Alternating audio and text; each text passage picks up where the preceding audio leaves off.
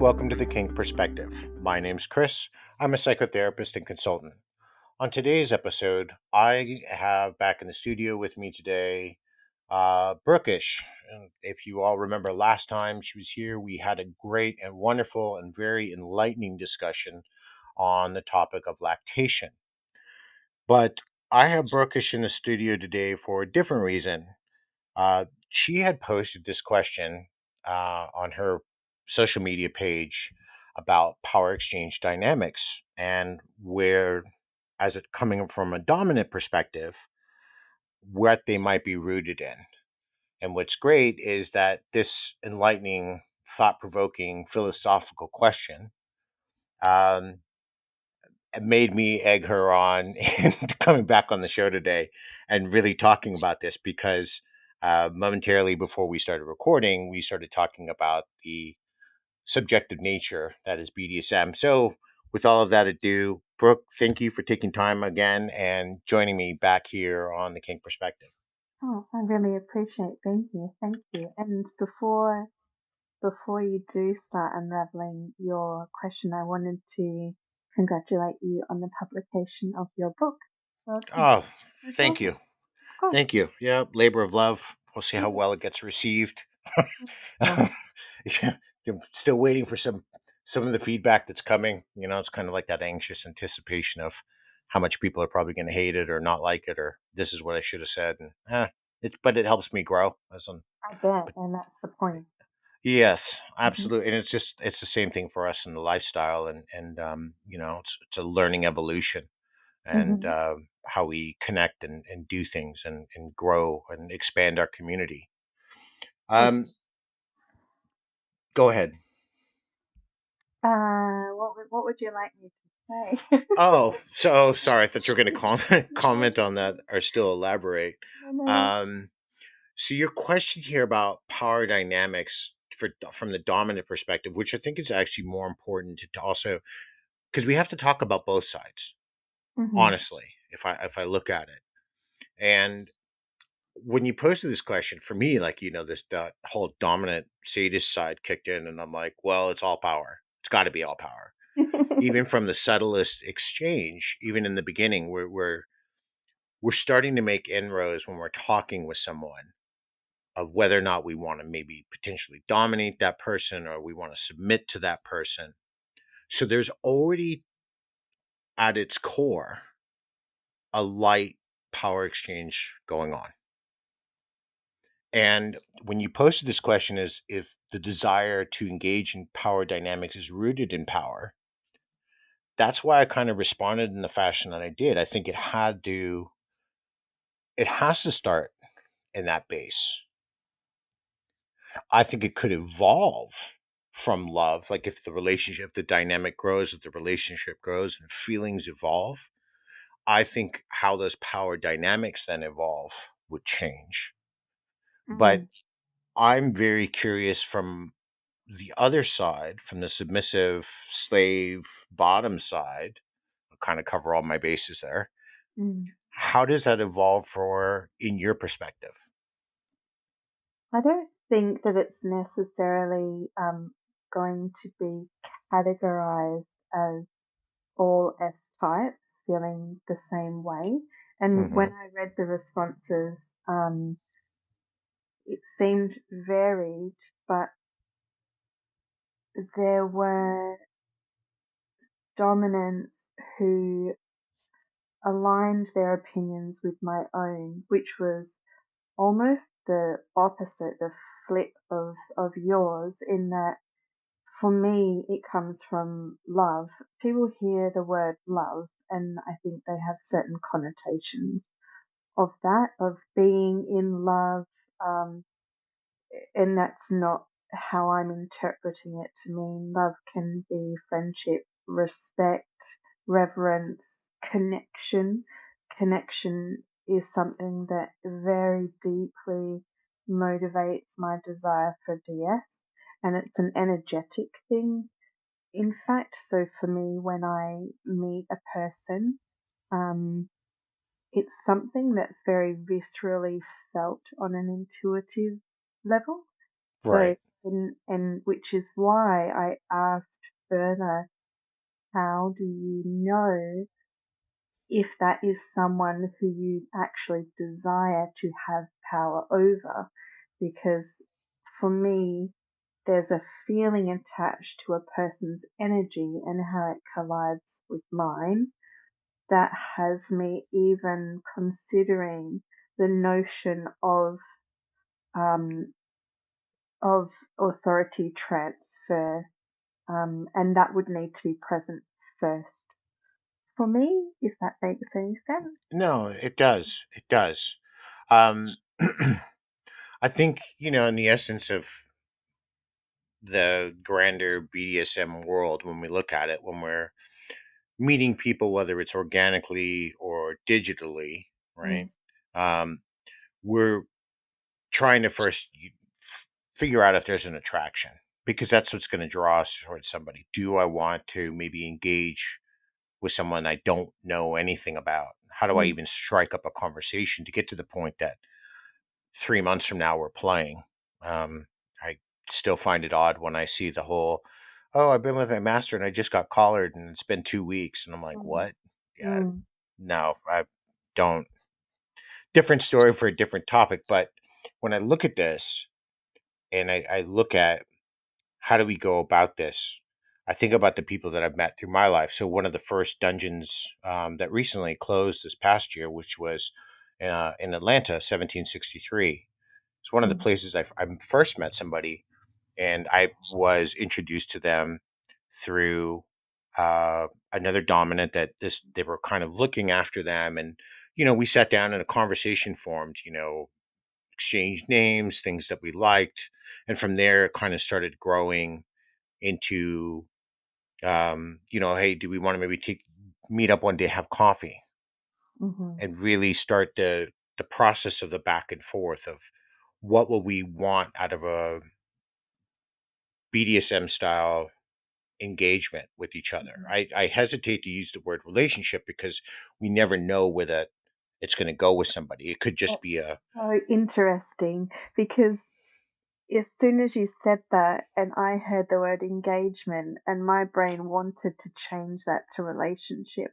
But that is the point of how nuanced people's intention is. I seek a relationship within the structure of a BDSM lifestyle. And so I think that's so interesting and curious. And there's nothing wrong with either approach. It's, finding that match. So having more of I'm not sure what else to call it besides like a business plan or a transactional sort of arrangement that you're negotiating, um, that works so beautifully for some people, and there's many dynamics that um, discard the idea of romance entirely. Everyone's so different. um, absolutely. yeah, for me, when I approach something like that, it feels a little one dimensional, but Sure. I'm becoming slowly aware that I'm probably a minority. Um, I I'm don't think you are. I mm, definitely I see what you're saying as far as because when I describe it as an engagement is because neither person at that particular moment knows where it's going to go. Nobody knows if feelings will ever develop, if the relationship will be beyond just scening together, mm, if we'll have that kismet that's mm, really going to kind of lock us in. mm, And subsequently, a year and a half on from that, yes, feelings developed. There mm, was that emotional bond where I could understand breathing patterns. If one certain elevation of breathing rhythm meant more, and the other one was like, okay, I'm at my peak. I need you, to back down. mm, Um, but again, that's through time. I think in the beginning, I hesitate to call things relationships, or we may, as a society, want to call things as a relationship because we want to give it a formulaic structure. mm. And I understand where you're coming from in that respect because you're talking about that connection. If I Mm, guess in essence there is the quintessential beginnings of a relationship there because you're two people trying to figure out in this world whether or not you want to interact mm, together, whether yeah, it's texting, even if it's in a vanilla sense, going out and having some dates or engaging further than that, or in our lifestyle, having our coffees, getting to know someone, going through the negotiation process, going through our histories, going through all the things that are necessary before we actually set up and play, at mm, least in how I conduct things. And then building from there, that first nervous stage moment when you step into the limelight together and you yeah. engage. I love what you're saying in that there's no absolutes and that you are just allowing things to unfold in their own time because I think emergent DS is authentic Mm, DS. Um, People rush to make it a very structured thing straight away instead of just seeing if these things naturally come about. Um, but what I love about the kink community is that we have these really raw and transparent conversations prior to engagement. You know, they're borderline odd sometimes. Um, the the amount of detail and the questions that we're able to ask each other. Um, it's unheard of, say, in vanilla dating, to ask some of the questions ahead of time um, that we do when we're forming any kind of play dynamic or power exchange dynamic. But when we're talking about negotiation and we're talking about relationships, if that's something that is important to me, I know for myself that when I do get to a certain level of chat with a person and then maybe that mutual interest there, it's something that I definitely bring up. It's not a, you know, can you promise me this?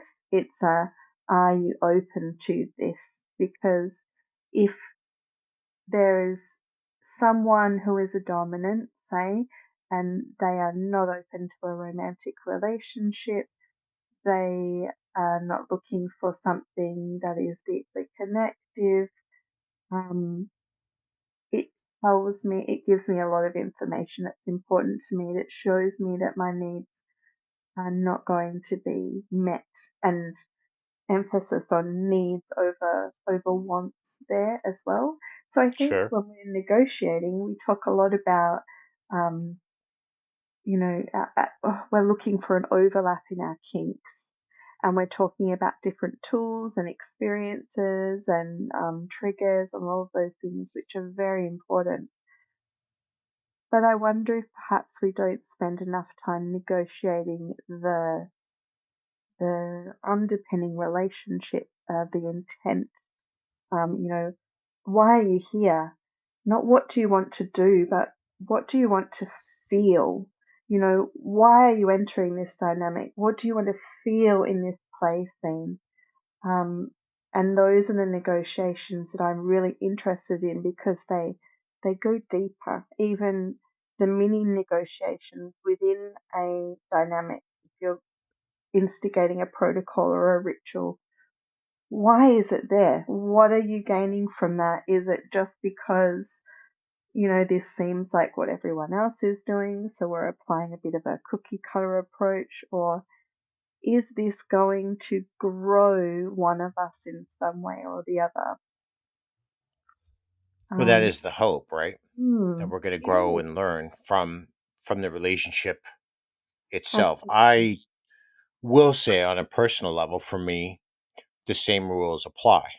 Hmm. If a relationship is not in the beginning of my BDSM journey, some 20 plus whatever years ago, um, Yeah. not to date myself too much, I think I was less interested, maybe because I didn't understand the emotional component Mm. It didn't take very long though that I realized when I met somebody, it was like, that's fine. You'll just top me and I'll just be your bottom. And I didn't really even understand the nuances of that Mm. because the moment I tried to interject care, they were like, whoa, whoa, whoa, wait a minute. We didn't Mm. negotiate this. Mm. I'm fine without aftercare. I don't need it. I'll talk to you next week. And it kind of left me empty. And Yeah. from there, or and since that moment, moving forward, I agree with you. Well, even the dynamic I'm in now, going on 9 years, um, had to be emotionally based from the beginning. It's something, if there's not at that exchange of thought and feeling and response, I'm not getting anything from the power exchange anyway, Mm. because it's then there's such a vital component missing. Yes. It's just not enough. No. Yeah. Um, and it's kind of like so I looked at, when I really looked at kind of trying to break down your question, and I looked at bondage and domination, dominance, submission, sadism, and masochism. And then I looked at these areas that I sent to you to kind of look at that we would talk about today. Even if we go with each step, so we look at bondage and discipline first, which this exchange of control. I'm placing you in the restraints. I'm disciplining you for this act. We've had to, if we, even though those are under the guise of control, to get to that stage, we've had to negotiate. We've had to talk. We've had to reverse or rehearse potentially a scene that's coming up, or at least discuss a scene we're going to do, or cover some bases of rules. Mm. Because for me to, or a dominant in that position, to exert that level of control and energy and thought, everything has to be negotiated. And Mm. we have to be having these conversations of what we really want out of it. I think a lot of the times when I look at, or like when I talk with couples that come to me out of the lifestyle, the struggle is one side or another. It's been, I've read I've read 50 Shades, I'm good, or I've seen The Secretary, I get dominance and submission. But it's, and I try, I can't giggle, I gotta sit there and I'm I'll do the giggle. listening. Oh, yep, that's fine. I'll have you in the background while I have my next therapy session with a couple, and you can giggle for me. I would never. Um, I'll have you as the coffee table. We'll all put our cups on. Oh, careful. Yeah. That's Get into appealing. we still have to get to the objectification podcast one of these days, Yeah. but um, there's often there's these components that are seem to be missing, and it's exactly what you're talking about. We're not going deep enough, and there can be a plethora of reasons for that. That's, we're afraid to open up, we're afraid to trust, Oh, definitely. we're Vulnerability. afraid to absolutely. Mm. Vulnerability is a big one, Mhm. or we have past traumas that are keeping us withheld from not letting our walls down, even 3 6 a year into a relationship, because we're still wondering, we're still on that moment of, we're just waiting for this person to hurt us, Yes. so we're not even allowing ourselves to be in the moment to enjoy it. Yes. Yes. Immediacy is important, and um, you know, I think what's nice is that for a lot of people, maybe they don't actually feel that something's missing. Maybe they're very content at where they are, and that's great too. Like I'm fascinated by the topography of people and more so people in connections. Because for me, connection is the point. I think people grow us, they trigger us, they soothe us, they can reflect ourselves back. Each and every union is unique and we should be treating them as such. But when I try and coming into this particular episode, I was overwhelmed actually because when I started trying to unpick it in my mind and all the elements that are involved, it's like, when you watch a crime genre show, Hmm. I have the bulletin board full of photos and there's like a wall brainstorm going on with things just Yep. shooting I've off been in there in different my past. directions. Yes, I know what you mean.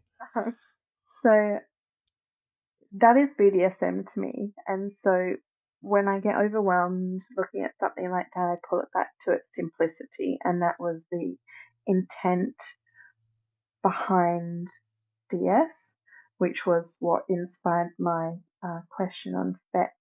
And for me, I think there's a spectrum. There's a spectrum of intent.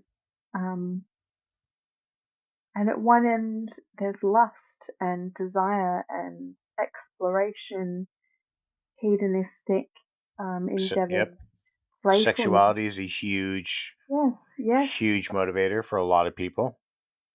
and that's fine. We need more playfulness in our life as adults. That can't go astray. Sure. Um, Even if we screw up Schrodinger's cat example, for example. I'm still mad about that. I When was we gonna, can see inside the box, it's not an example of Schrodinger's cat. I was gonna use that life to go to Greece, and now now I've got less time to travel. Um, People can sit in that, and that's absolutely fine. What I'm finding myself is that I move largely in the other direction of the spectrum, and down there we find, love, being seen and understood, vulnerability, co-regulation, like imprinting on another person, transfer of knowledge.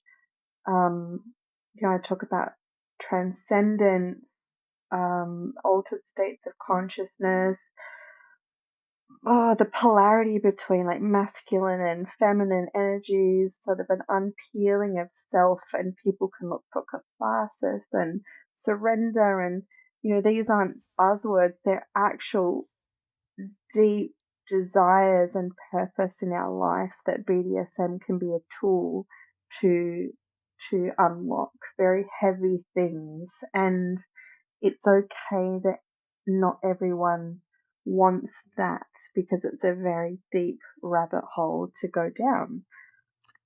Do you think, and this, while you were saying that, this question just popped in my mind because then I was Hmm. transported back to where I was to where I am now. Do you think Mm, we can even reach that revelation in the beginning without time, without I think understanding what the community is? mm, I think it's heavily impinged on your own life experiences. And without getting to, I'm a spiritual person, so I could go off on a tangent about whether how many lives have preceded this one, in how much information you've brought with you to the here and now. So I think that's very different for everyone. I think it's probably more common to approach the scene as a newbie, feeling happy with just the exploration components and the sensation. um, you mentioned that sadomasochism is rooted in sensation. And as a masochist, sensation is actually far from what the point of a scene with my sadist is. So, in the beginning, yes, I wanted to know what things felt like. Um, as my own journey has unfurled over the years, and my own research, and having the privilege of speaking to people and attending workshops with people whose values do align with mine, their versions of BDSM align with mine. I've felt some sense of relief in finding people, like picking them out of the pool, that are able to have conversations that resonate with me about this being more than, whacking each other at play parties. And I even reached a stage where at play parties I wasn't feeling engaged as a spectator. If I couldn't see something quite magical, and energetic between two people, Hmm. then was very mechanical, and I was disinterested. And uh, as an individual, I can find even that BDSM implements, whether they be furniture or impact tools or whatnot, they can actually create distance in a connection for me. Um, but my personal kinks and submission are very psychologically based, so Hmm. I am more drawn to people with the creativity to inspire, um, surrender, or play with just our minds and our connectedness, energy, bare hands, these sorts of things. Well, sure, because a whisper in the ear creates far more of an imaginary state than an implement in the hand. And I've Mm, talked about that before in the past, that we spend an inordinate amount of money on wanting to make our home, a quasi dungeon. mm. And I'm like, but how much thought are you actually, great, you've got sex machines and spanking horses and St. Andrew's Cross and all these toys, and you Well, can use them. we're conditioned towards materialism, aren't we? We're sort of just collecting the things that. Absolutely. Yeah. But then how much thought are you actually putting into the scene? Oh, well, I'm going to tie this person to the St. Andrew's Cross and I'm going to whip them for 15 minutes. And then we're going to they're going to go spanking. And I'm like, but that's not organic. No, There's no, it's not flow. More, it's fun. uh, it's more machine like. It's more automation. Yeah. And And sorry, you go go. ahead. Oh, No, I was no. going to say you brought up the aspect of spirituality, and when I Mm, look at even the root of power dynamics and where they are, there is a spiritual sense to it, because then we are, even in the beginning, when we go through this ritualistic nature for many of us, and I realize that protocol for me, I'm high protocol. That aspect for me has to be there. So it's highly spiritualized, it's highly ritualistic. If I'm not getting that feedback from the people, my private group that I associate with, or the person that's bound to me, if that flow isn't there, there is a lackadaisical response from myself. I have nothing to feed from, and I have nothing to grow or want to exert my control over, because then I switch into just automatic mode yes, and I'm no longer creative. I'm no longer engaging in the moment where I'm driving, feeling, coupled with power. yes. Dominance inspires submission, submission inspires dominance, and it keeps going around in a circle. And I think that, inspired as opposed to demanded is very important. And then when I listen to what you're saying and we pull it back to the original question, which was sort of like the love versus power debate, I feel like it's almost which came first, the chicken or the egg, because no one's denying that they're both there. And you can trade out the word love with whatever you like, fondness, care, connection. They're both there, but what has been the motivator? So for me, am I going to want to follow the command of someone that I don't respect and care for? If someone is doing something for you that makes you feel powerful, but that person's a stranger to you and you don't necessarily desire their worship, then that is empty power as well. It would be awkward for you to have someone uh, bestow an honorific on you or kneel at your feet if that person hadn't developed some of your affection first. Sure. And this is kind of why I said to you before that TPE isn't really based on the separation between that reality and fiction. Yeah, That it is a part of it's a part of every day of our life yes, when we're making a choice of in our work life, or if you have kids, you're making a decision whether to telling them what to do, and there is no contemplation there. There's no room for feedback. It's just get it done. So you're exerting control. So if we look at it that way, these power relations for us, there's a huge external and internal drive that we scrutinize on every level. And when we look at the motivations behind them, every one of these ex- they're not exclusionary to how a power exchange works between two people. Yeah. Where I sometimes get caught in the argument, um, how does the power is there power being derived from the submissive to the dominant? And I will often tell people, even being in the dominant place, well, both parties actually hold an equal amount of power. It's just one person deciding to give up that power inside of the relationship. It's like a veto. There's mutual growth, there's mutual worship, there's mutual service. Um, Absolutely. but the dominant does hold the authority. They have the last say. Hopefully, they're doing things that are going to be in the best interests of their submissive. Um, and I I would just, elevate that higher and actually say that I would hope that the dominant is doing and making the best judgments for the dynamic itself. that's Because it's beautiful. not only just serving the submissive, it's got to also serve them. So if we're only doing one thing that's going to be beneficial for the submissive, but is, you know, I'm only going to feel good about 70% of it, then it's Yeah, not benefiting me. yes, And that it creates that aura of resentment, frustration, and the other feelings that can come along with it. yes, So I really think that when we look at some of these things,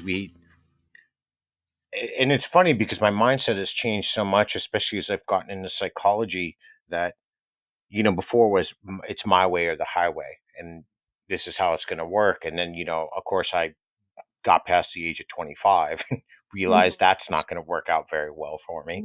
Birthday candles do interesting things. Yeah. Yeah. Hmm. Um, but we have to the moment that I found that I was seeking that engagement, I was seeking to hear from their side, to have that, for my submissive to have that autonomy to speak and give me feedback, because then that became the moment in that exchange for me to grow. Yeah. I learned from then, okay, um, never had beforehand, I realized how important was it to talk after doing aftercare, not during. I don't want to hear about things then. Right now, it's that point is we're taking care of each other. We're nurturing each other back after something intense. But it's definitely going to be important a day or two later to talk about the scene itself. Time to What, process. yes. Mm. And I tend to find that we're rushing so many of these things together, and we're in this, it feels like some people are in this competitive race to become the most TPE or erotic power exchange couple on the planet. Like there's an Yeah. award somewhere that I've Yes. apparently missed out on for the last 25 years. And Yeah. um, they seem to be skipping so many steps. Mm. And I, the more I keep looking at your question now, what's the desire? What's the motivator to engage in power exchange dynamics? It's not just one thing. No. It has to involve a combination of a lot of things that are much more introspective. It is power, it is love, it's spirituality, it's ritual, it's control, it's authority, it's sensation, it's implementation, it's imagination, it's feeling, it's emotion, it's physical health, Mm. communication. And if we don't have those things, power exchange is not going to start without any of them. It's never going to begin. It's going to always end faster, because if we're not engaging or we're not reciprocating along the way, even for tops and bottoms, I know for them, I think they're about the only group that it's much more transactional. I just want to go. Um, I have a client that's a professional bottom, Mhm. and it's for that exchange. It's purely transactional. The person Mm. comes in, they pay their money, they set up their scene, they do the scene, and then it's over. That's it. And there's specific parameters. Um, but then I sit and listen when I talk with them, and it's like, but I still I'm missing the care aspect, and I'm missing the after aspect, and the follow through, and the The nurture, and the assessment. commands, and tasking, and then all the things that come along with it. Mm. And so, yeah, I th- when I really look at the work aspect that goes involved into all of this, it is a bigger combination that I think the simple nature. Your question actually isn't simple. Your I hope your not. no, it wasn't. When you sent me that email, and I went and read, I think it was about 40 minutes before I responded, because I sat there and I'm like, well, I don't even know how to really answer this. What would you like to talk about, Chris? I'm not sure Yeah. yet. I don't even know anymore. Like, I just got to realize now, when you send me these questions, uh, I'm gonna have to be prepared to, like, a big formulaic response, and probably bust out some old articles that I've written somewhere in time. We should have brought Um, wool at least. I know. I should have sat down with some coffee and a sandwich and a whole lot of things. And it's why, even in my response, and I was curious about that for you, because I wanted to say, I didn't want to write a 20-page dissertation on a power exchange, because it's only going to come from my view anyway. But that's why I told you in my response, well, I forgo the whole part of the exchange, but now I really understand for you why you can't forgo it. You Mm. want to understand on those levels from those people about that connection. And it's just about slowing down. It's slowing down. And you're talking about how the competitiveness and these things that go on in the scene. And I think there are a few reasons that that happens. One is that frenzy, because when you are exposed originally to these things that have felt like a very meaningful part of you, that haven't been able to be expressed for some time, that there's some emotion attached to that, and people can find themselves in a frenzy. um, we talk about vetting, and yet our vetting is so basic. It's meet with this person in a public space, and are they involved in the scene publicly? Do you have mutual friends? Um, yeah, that can get you to a certain point, but my experience is that a lot of that is kind of garbage, and that there are people that can check all of those boxes and still be terribly unsafe. So my Sure. the slowing down aspect for me, that emergent DS or emergent connection in general, my mentor, one of the many beautiful things that she has said to me over our time that has stuck with me is that it takes 2 years to know a racehorse, and that by a 2 year mark, you have seen someone respond to a whole range of different scenarios. And it's at that point that you can truly, I guess, start to feel comfortable that you know someone properly. And yet, like you say, people are jumping into collars after a number of weeks. And these things, they, they, they go badly because people, they they desperately wish to have this thing of importance. They just want something more. And so sometimes that needs to come with patience. Sure. Sometimes that needs to come with trust that, that is there for you, and it will come for you when you're ready. And if you're both a match, and there's humility there in being able to deal with, say, rejection if something is not working out, or you're not um, aligned and going in the same direction. That's fine too. We need to stop worrying so much about the online representation of our dynamics. I think people see and want to replicate things that look a certain way to them, um, instead of wondering, like you say, what am I going to get out of this exchange? Sure. What And I do think feels I think there's authentic? another key component you're talking about when you first started here, and that's over this 2-3 month process. It is anticipation. We're Mm, building that delicious. anticipation. Yeah.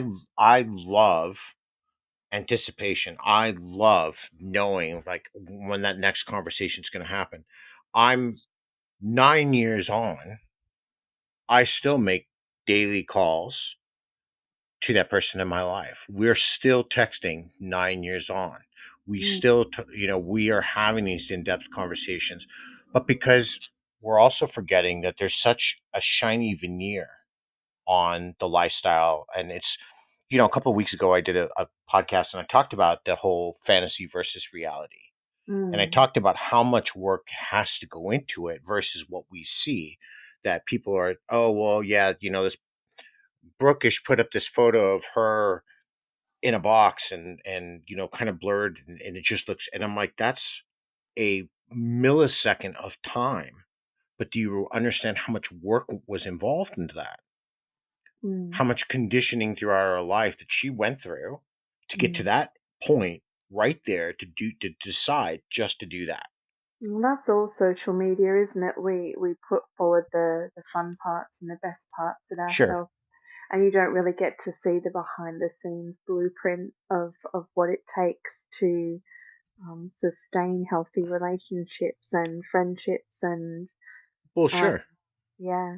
And I think that you brought up the reciprocity thing, and that felt lovely to me. I like to approach something, any connection outside of BDSM, also just to a friendship level, is, I guess, two things actually. One would be, meeting someone's energy, Hmm. because if someone's only willing, you can only meet someone where they're willing to go. So things can become lopsided very quickly if you're bringing expectations. I don't like to bring No, expectations. you I lie. to see what feels authentic to that person. How much do they want to communicate with me? How available are they for me? And then I will match that But I'm the energy. Dom, and if I pick up the phone and I snap my fingers, you're there, and lingerie and a collar, kneeling at my feet with your boobs out and an ice cold beer. Sure. What color is the lingerie? Just Probably forest green or black. I'm all about the garters and stockings and sometimes heels. fair. The other thing when you're actually in a dynamic is, what have I done for my dynamic lately? And if both parties are asking themselves that intermittently, things should usually stay on track. Um, and I've been very interested in my own sort of unpacking of service and aligning that with mistakes I have made in the past, of anything that I'm giving to you being, something that's going to add value to your life. And in fact, if that isn't something that the dominant partner wants, it's not actually service. And these are things that I'm integrating into, future me, the future dynamic one day when I find the person who exists on the other side of this coin for me. Um, But what's Continual interesting is growth. you're not rushing it. No, no, no, definitely not. And that's the part I think a lot of people tend to miss out on, is because this is not a sprint. There is no end goal. There is no tape to cross. This is a Mhm. marathon. And it's a There's pace we have to maintain for as long as we want to yeah. stay inside of a dynamic. And dynamics tend to only fail whether or not um,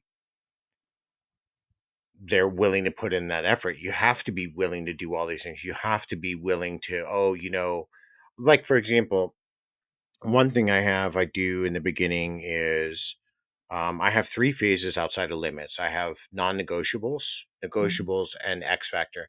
And non-negotiables for me are work, family, education. If the need arises, I'll get to that in a second. Health, um, and those four factors supersede our dynamic. If mhm, anything is going on, it's a beyond red or stop or pineapple or whatever the hell somebody's go fish safety word is. And then the negotiables come in, and and then people are like, oh, well, what are you negotiating? I'm like, well, this is where you negotiate whether you'll have sex or how often you're going to play. If you're going to go to events together, do you want to train together? What types of things are the interests that you both have, seeing the dynamic grow? And I'm mm, like, it's just a start. This is the framework. And finally, I move into X, and X factor for all the things we can't control, which is pretty much life. And yeah, you have to learn to be flexible inside of that. You can't hold a rigid power structure with somebody, and their grandmother dies, but yet you want them to come over and do a scene right now because you're feeling all powerful. It's not right, going to work. yeah, You're negating your partner's emotional state for your own selfish desire. And I yeah, see a lot of selfishness when I tend to look around social media, when I look at Twitter or Instagram or FetLife or fetish.com, and I read all of these stories, and it's the same thing. We're exerting selfishness, and it doesn't matter what side of the slash we're on. We're not recognizing the needs. There's at least at the bare minimum in a dynamic, there's two people, mm, and it's not a bike path, it's a two-way street. mm. From a submissive side, I think we're more inclined to go the other way. A lot of us are drawn. For me, service is a very real part of who I am, and I've explored that in other ways in my life through very meaningful volunteer work and um, other bits and pieces. I think submissives can carry people pleasing tendencies, so Right, we're probably more likely to put the other person first in a range of situations. And so having a dominant who isn't subscribing to the stereotypes of stoicism and, needing to be in control all the time and not being allowed to be vulnerable or humble. I think dominance with humility and a realistic idea of what this is going to look like in 2023, surrounded by, as you say, life. That's a green flag. And it's stepping out of um, those roles and more into what your own expression of dominance and submission is going to look like. You right, know, it's the spectrum again, but the spectrum might be more about high protocol versus low protocol, authority transfer versus power exchange, and then where you're sitting on that spectrum, as you say, at different times in life, depending on what's going on, whether it's a big thing like illness or some stressor, or whether it's, for me, when I have been in a dynamic and I've gone out in public, I love for that to be a high protocol situation because it expresses the beauty and the respect of my dynamic. And because I think it's nice to expose people to that for a change, because it's not something that I see all that often. And I have received really lovely messages afterwards from people back in those situations where they have enjoyed witnessing that, and obviously enough to inspire them to reach out and say something about it. So I'd love to see even more just high protocol spaces in our community, um, so that we I can, would too.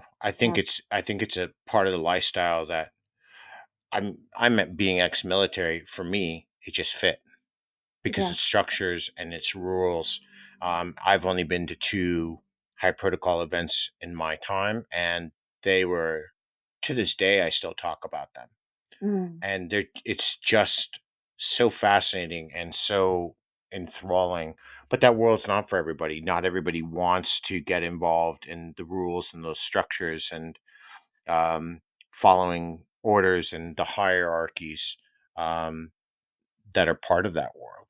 but there's a Um, reason that those images are resonating with people, even if it's a photo on FetLife. And then certainly, as you say, when you've been present at these events, there's a swirling magic there. There's something transcendent. There's something very real, where and people can be frightened by intensity, perhaps.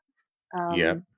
And if more people just lent into intensity, they might find parts of themselves there that they're otherwise unable to access. And I think that's really worth doing. Discomfort isn't always a bad thing. In fact, the opposite is usually true. Well, I mean, again, then it brings up another point. Then what are we, some people are all about what they see and what they want to emulate, but then it still comes down to the basic concept of effort. Mm, And effort, when we really look at and expand the realm of what it really takes to be in a full, and if we take even a basic understanding of a TPE dynamic or erotic power exchange, mm, um, how much work has to go into that? Because we're talking about all that communication. We're talking about what needs do you need met? What needs do I think I can meet? What mm, needs then I need in return? And can mm, you match those in return? Are we mm. going to be compatible? You know, I had somebody once in my life that eventually got into rope. I'm not a rope fan. I think it's beautiful, but How 15 dare hours, I know, but 15 hours to tie somebody up while I've already done my scene, had my breakfast, had my dinner, while you're still getting tied up, conducted another scene, gave a talk, and you're still getting tied up. Then I packed my shit up and went home, and then finally you're ready for photos. I'm bored. And And it's meanwhile, true. I'm It's told true. Rope what takes forever. yeah. So No no, judging. that's the one. It is the running joke. I used to say that same joke in its variation to my old mentor that loves doing rope work. I think it's beautiful.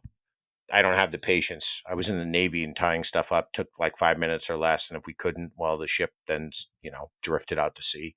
So It's we got really good really fast. it's part of what I love about it. It draws a certain kind of person in. When you're talking about effort, the effort that riggers go to, the Hmm. dedication that they put into their craft is massive, and the typically the person underneath discipline like that is very appealing to me. So I'll put you on the spot. Do you have a favorite rigger? My own, obviously. I don't know. Of course. That Well, would, there yes. are some, there are the big photos out there of the people who, have been doing it for 45 years and stuff like that, and or all the quasi experts in their field, which is another thing that I typically tend to see when we're looking at examples for power exchange. It's really why I've started moving away from the phrases of um, community leaders. I've started using the phrase community demonstrators because at Mm, the end of the day, people are only demonstrating their version of BDSM to us and what mm, appeals to them. yeah. And rope photos are beautiful, and artistic, aesthetic things on the internet are lovely, but I don't know how it feels to be in that photo. I only know how it feels to be in my rope connection, and that is at its 2-year mark now. And I've not felt any um, any deficit there in our lovely friendship. So that's an easy question. He's my favorite. Yeah, move on. Don't give him a big head. His No, beard might grow, you know, from the extra hormones that no, you don't want to give a shameless plug so the world knows how fantastic he is. I'm sure anyone listening can figure that out for themselves. And I don't want to put him on the spot either. Oh, I Yeah, got a feeling that's going to lead to a lot of questions later on for you, we but that's do. all right. um, but yeah, there is all of these things. There are all of these challenges that we do face inside, and that's why when we come back to the root of your question, where is where is your desire and power dynamics? If we actually even contract it more, what's your draw to it? Then you can add all these other caveats that come into it. And I think that's really the core essence of it. Mm, And I don't think I think if there's one question we have to wrestle first, besides what role or what we want to gain from the lifestyle, if you want to go into DDLG, or you want to be in power exchange, or you want to be a model or a rigger or whatever, if you're going to do some form, because all of them have a form of power dynamics, what what do you understand them to be? You're right, what do you want from them? And then you have to ask yourself, what am I willing to give? mm, Can I give, not just because giving ourselves physically to something is fine. You and I could go and interact and we're like, great, we're going to go and do a scene. But if I'm not there emotionally, I'm half assing that scene. I'm not into it. I'm going to be thinking about, I can't wait to, cool, I'm done doing my scene with Brooke. I'm really can't wait to get to McDonald's and have a hamburger. mm. Because if I'm not into it, if I'm not connected, it translates. Yes, yes. And when I really, like, a while ago, I had Miss Kitten on here, and she was talking about needle play, for example. And it was an intense conversation for me. It's not a play, but when had a chance, and I follow her, and her artwork is so beautiful, and I look at these snapshots, this half-second moment that's captured, and Mm, I'm thinking about how much intricate work goes into that exchange when you're talking about, getting into the power exchange of piercing skin yeah. and blood. And now we're moving into another element of, where there's a fluid exchange, and now we're adding the elements of being tested so we can be safe all the way around. And how much thought goes into these things, and we see these things and we're not asking these deeper questions, not only of I find it, I get a lot of these questions. Oh, I'll ask somebody a question and I'll get ridiculed. I've never once seen, like, on your page, somebody ask you a question and you be rude or unkind, or somebody belittle them if they're, asking a genuine question. And I think so many people have gotten to that point where they hear these stories of, oh, I was belittled for asking a question and I'm never going to. Well, then how do you expect to grow? Because I'm no one's going to baby bird feed it to you. I'm intoxicated by learning new things. Um, Expansion is very important to me. Hmm. Um, my version of a dominant is someone who is going to facilitate that expansion. Um, at, at, at what cost to me is up to him. Um, and I'm grateful that everyone contributes when I do pose a question, because I'm not doing it for engagement. I genuinely am rolling an idea around in my head, and I need to um, witness what other people's version of that is, so that I can formulate my own. Um, experiences help us to formulate our opinions as well, which I think is why we can refine our view of BDSM the longer that we are actually in it. Um, and you said it, we don't ask deep questions. We're, in my opinion, spiritual beings in a very odd representation of the world. We're distracted, we're constantly distracted by things, Netflix and phones and work and small talk. Um, and so our environment probably isn't conducive to depth, but it's there if you want it. Right. Um, and the more that we ask these questions, the more that you will be a magnet for other people that want to have those deeper topics of conversations like this that are not linear at all.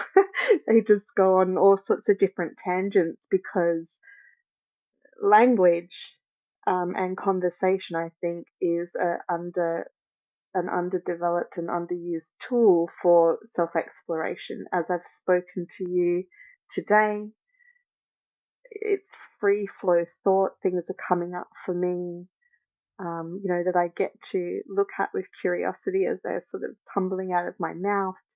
I'm forming my thoughts aloud. I'm listening to yours, and I'm integrating the parts I like, and I'm leaving behind the parts I don't. And you'll be doing the same to me, and that's why we should be engaging more in conversations and learning, and that's the point.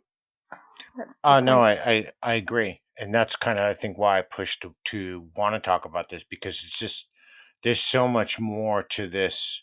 To even borrow the phrase from Transformers, than just meets the eye. There really is. I mean, I don't really know how else to say it because it's not the question you posed. It's not simple. It's a lot deeper, and it requires far more growth than sometimes we're willing to give things.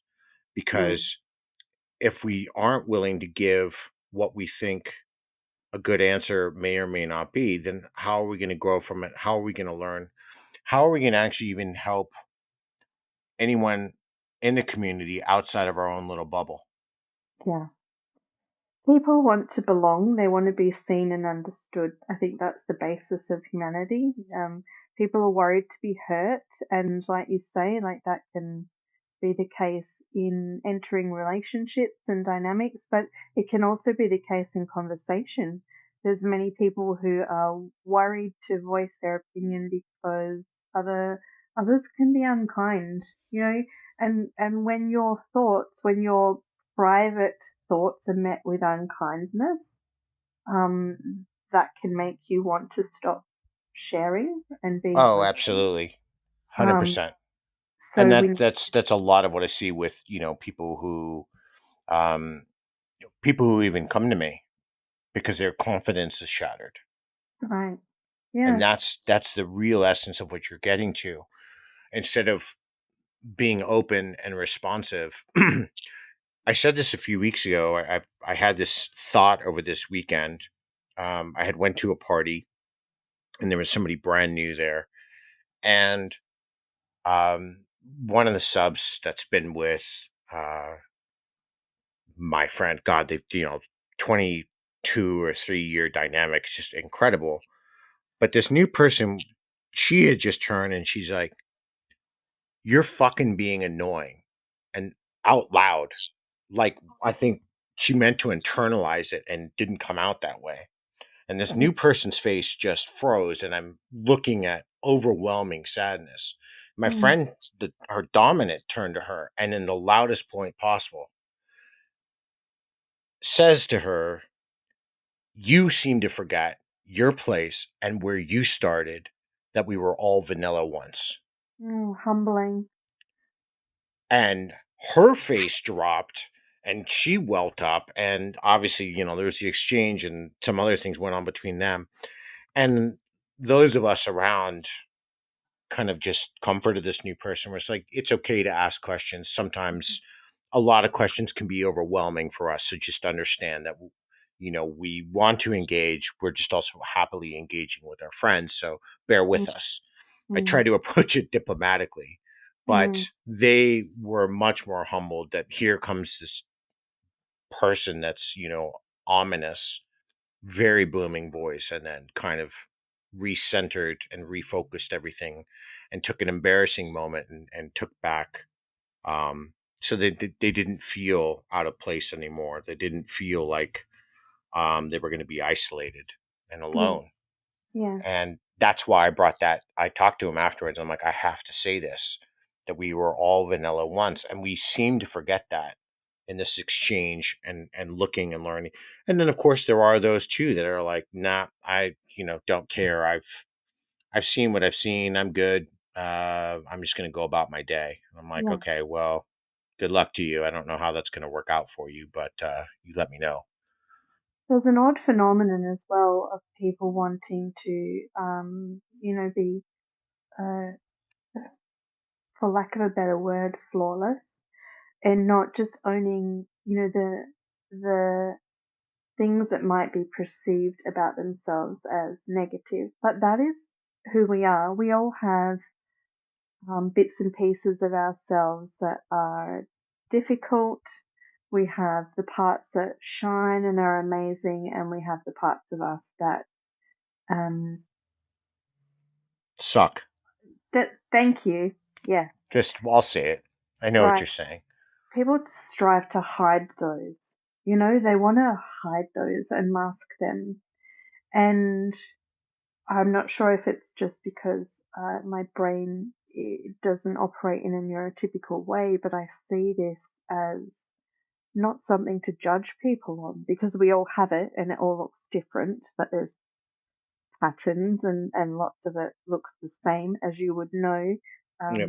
in your line of work. It's repeating things. Um, it's just data. It's just, show me your good bits, show me the bad bits too. It's just data. I'm not going to judge someone on the things that they didn't choose for themselves.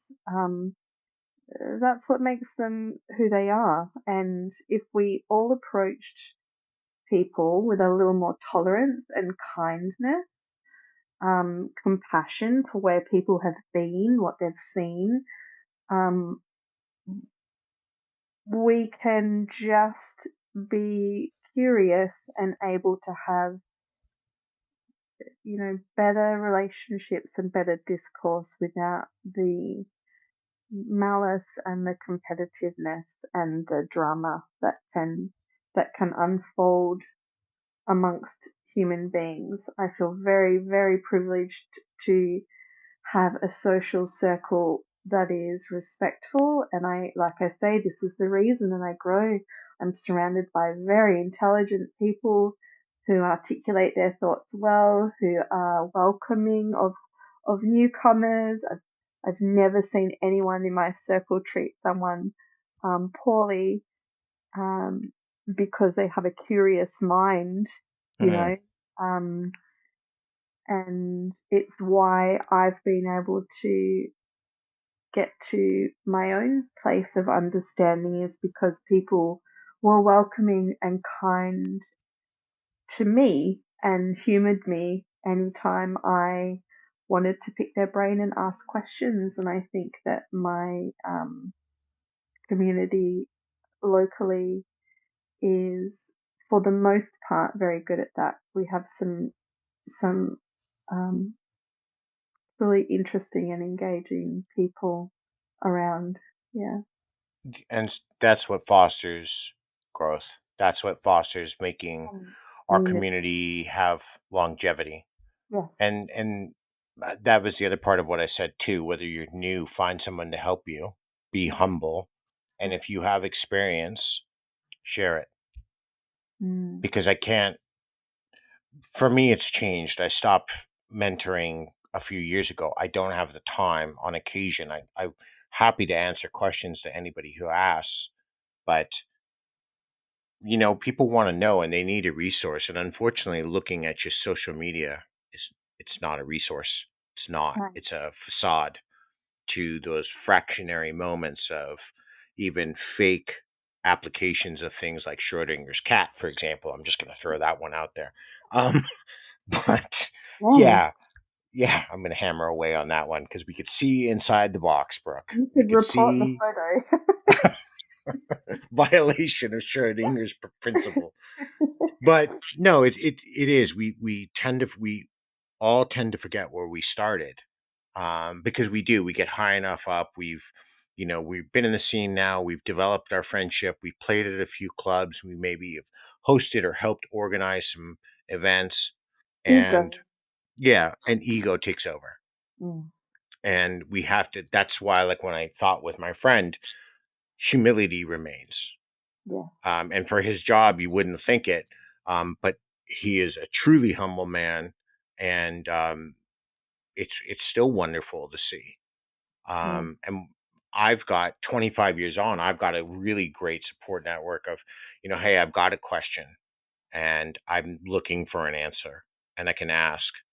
And I'm not afraid, even after all this time, to ask because it's how we grow. And I learn things all the time. I went to a workshop not long, a couple months ago, on zip ties and PVC piping, Oh, for new restraint methods. And oh God, it was amazing. I'm like, I'm never gonna go to like a Bunnings or a Home Depot ever and look at stuff ever the same way again. Not right. that I did anyway, but But more aisles are now yes, greater. yes, absolutely. And that was the point. And it's the creative ingenuity, and that's what you said before when we talked about the mind. It's how do we keep creating, because there's toy makers and stuff out there, and I pay homage to them all the time. I think they're valuable contributors to the community, but if we're not using our minds to set up the scene in the first place, if we're Mm. not constructing what we want out of it, nothing grows anyways. We're all just dead in the water, kind of shouting and barking orders at each other, and somebody's just standing around deciding whether or not they want to follow it in the first place. Without creativity, it becomes that you know what to expect. And there's not much excitement in that. I have a preference towards, when it comes to scening, the unexpected, anticipation, like you say, not following a script, Mm, such, but just, I am not privy to making requests, right. partly because I don't think it's my place to do so, but also because, uh, you know, arousal is a wonderful thing, and I think the less you know of what's going to happen to you plays into that psychological aspect that Sure. I Becomes enjoy so fear. much. Yeah, yeah, It becomes, I'll actually expand on that. It becomes trust. welcomed fear. Trust, yes. But if you're in a relationship with a sadist, it's welcomed fear, right? Because I've got to get creative. And I had a few months ago, my group, there was a couple celebrating their 15 year. And Mm. he's like, I want to be diabolical. And I'm like, I was scared for her. And we all went out camping and into the woods. And he's like, I need a tree. And I'm like, what the hell do you have in mind? And he found a tree, got a branch. It was a pine tree. And I saw him shaving it down and like smoothing it and sanding it. Well, to celebrate the 15 years lashing in commemoration, she was impaled anally on the branch while being suspended by barbed razor wire and then lashed. That's And in it's creative. If pardon for some of my listeners out there, trigger warning. Sorry, I probably should have given that beforehand. sorry, not But sorry. but um and the imagery that it conjures up, but it's the same thing. She didn't want to know what the celebration of the anniversary was, and she's an Yeah, extreme masochist. yeah. So that was extreme, and it was extreme for a But lot he of us to witness it. but he would have been very aware of the parameters of what she was capable of, Absolutely. At that point, yes. I mean, not they have throwing children things. together. They're Yeah, married. right. Um, they've one breath, one sigh, a movement, a twitch in Oh, her body, he knows where um, she's at. that non-verbal communication is Yes, just beautiful. Um, yeah, that's amazing. And I think when you're looking at creativity and even, scaling it back from pine tree empowerment to your Bunnings plumbing section, it keeps excitement there. It remotivates and reinvigorates you to keep doing the things because D-types put in a lot of work. They put in a hmm lot of effort that is often under mentioned. Just how much, what great lengths you go to for us to be able to receive those sensations and discombobulation. Um, when you are exposed and seeking out those newly creative things, that eradicates complacency, it perhaps. does. Um, and complacency is like a cancer in any relationship. So, Absolutely. um, forward trajectory and figuring out what's next, what's new. I think that's a really exciting presence bring to your dynamics. So kudos Yeah, to you. absolutely. And it's always good, and the reason why, like, I sometimes will look for feedback is because I'll hear something, I'll ask about her day and things she may have seen, and like something that annoyed her, and I'm like, how can I take what annoyed her and turn that into something that she's truly going to fear?